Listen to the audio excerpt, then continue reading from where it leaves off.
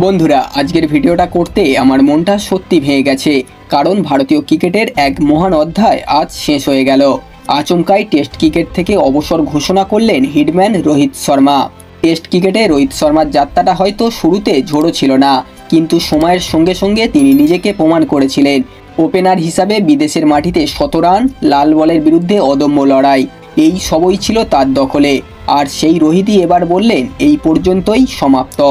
না, কোনো press conference নয়, চুপি চুপি একটা ছবি পোস্ট করে টেস্ট ক্রিকেট থেকে অবসর ঘোষণা করলেন, যেন বোঝাতে চাইলেন ব্যাটে কথা বলা মানুষটি বিদায়ও জানালেন নিঃশব্দেই।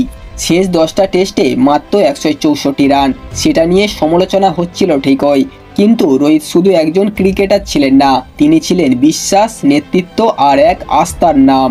চ্যাম্পিয়ন ট্রফি জেতানোর পর সবাই ভেবেছিলেন ইংল্যান্ড সফরেই বুঝি রোহিত আবারও একবার ঝলসে উঠবেন, কিন্তু তার আগেই বিদায়ের ঘোষণা আমাদের সবার কল্পনাকে হার মানিয়ে দিল। হয়তো সিদ্ধান্তটা কঠিন ছিল, হয়তো কারো চাপেও এসেছিলেন, কিন্তু আমরা ভুলব না হিটম্যান টেস্ট ক্রিকেটেও এক সাহসী চরিত্র ছিলেন। রোহিত, টেস্ট ক্রিকেট তোমাকে মিস করবে। বন্ধুরা, যদি আপনিও রোহিত শর্মার একজন ভক্ত হয়ে থাকেন, তাহলে এই ভিডিওটি একটা ভালোবাসার স্মৃতি হিসাবে শেয়ার করে দিন।